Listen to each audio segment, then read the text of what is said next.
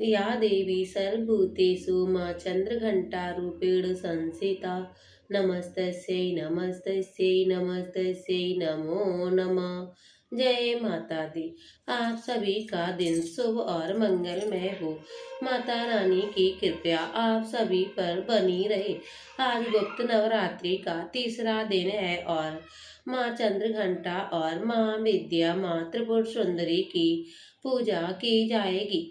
आज के दिन की जाती है और आज की इस वीडियो में आप सुनेंगे गुप्त नवरात्रि के तीसरे दिन माँ चंद्रघंटा की और माँ त्रिपुर सुंदरी की पूजा करने का नियम है। अगर कोई सच्चे माँ से माँ त्रिपुर सुंदरी की पूजा करता है तो उसके जीवन की सभी समस्याएं दूर हो जाती हैं और ऐसे भक्त को सुख और समृद्धि की प्राप्ति होती है। शास्त्रों में माँ त्रिपुर सुंदरी को माँ विद्याओं की तीसरी माँ विद्या कहा गया है और ऐसा माना जाता है कि माँ त्रिपुर सुंदरी तीनों लोकों में सबसे सुंदर है। माँ त्रिपुर सुंदरी की षोडशी ललिता और राजेश्वरी भी कहते हैं।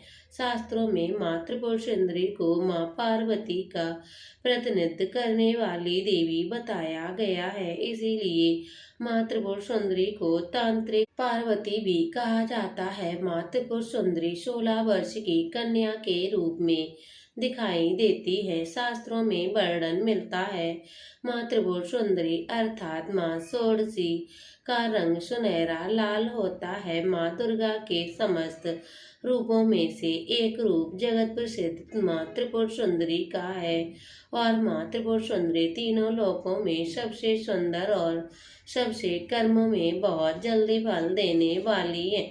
माँ त्रिपुर सुंदरी 16 कलाओं से युक्त 16 वर्ष की कन्या की तरह हजार सूर्यों के तेज अपने अंदर प्रवाहित किए हुए हैं। माँ त्रिपुर सुंदरी की पूजा करने से मनुष्य को सभी प्रकार के सुख और ऐश्वर्य की प्राप्ति होती है और मृत्यु के पश्चात मोक्ष की प्राप्ति होती है।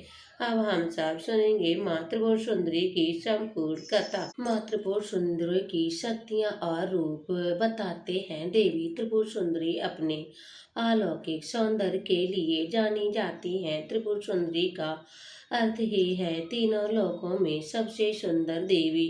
देवी भागवत पुराण में माता त्रिपुर सुंदरी के 3 रूप बताए गए हैं। बाल रूप में बाला, किशोर रूप में सोसड़ी और यौवन रूप में ललता। कहते हैं माँ त्रिपुर सुंदरी को मीनाक्षी, कामाक्षी, शताक्षी, कामेश्वरी के नाम से जाना जाता है। अपनी 16 कलाओं के ज्ञान के कारण देवी त्रिपुर सुंदरी को सोसड़ी भी कहते हैं।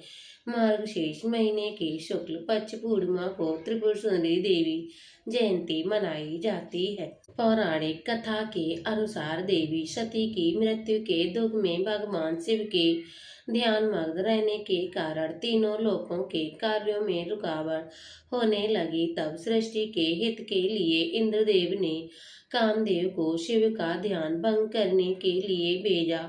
कामदेव ने शिव पर फूलों का बाण चलाया जिससे शिव का ध्यान भंग हो गया। इससे भगवान भोलेनाथ शिव क्रोधित हो गए और अपने तीसरे नेत्र से कामदेव को भस्म कर दिया। उसी दौरान शिव ने एक गढ़ ने कामदेव को भस्म से पुरुष आकृति की मूर्ति बनाई। उस आकृति को बाण नाम दिया। भगवान भोलेनाथ शिव क्रोध से बने होने के कारण बाण में राक्षसों के गुण बाणासुर ने अपनी राक्षसी शक्तियों से स्वर्गलोक पर अत्याचार करना शुरू कर दिया। तब इंद्रदेव ने नारद ऋषि और इसका उपाय पूछा और नारद जी ने इंद्रदेव को अपने मांस और रक्त के आज्ञा देवी के पूजा करने का सुझाव दिया। इंद्र ने आज्ञा देवी की आराधना की और आज्ञा देवी ने माता त्रिपुर सुंदरी का रूप लिया और बाणासुर का अंत कर सभी देवताओं को मुक्ति दिलाई। कहते हैं जबकि तांत्रिक सिद्धियों के लिए माँ देवी की साधना शुरू हुई। भगवान भोलेनाथ शिव की नाभि पर कमल पुष्प पर बैठी देवी त्रिपुर सुंदरी को सच्चे मन से आराधना करने से सभी की मनोकामना पूर्ण होती है। तो प्रेम से बोलिए माता त्रिपुर सुंदरी की जय। बोलो माता रानी की जय। प्रिय भक्तों, ये तो थी आज की कथा। आपको कैसी लगी कमेंट बॉक्स में ज़रूर बताइएगा। मिलते हैं अगली वीडियो के साथ। तब तक के लिए जय श्री कृष्णा, राधे राधे।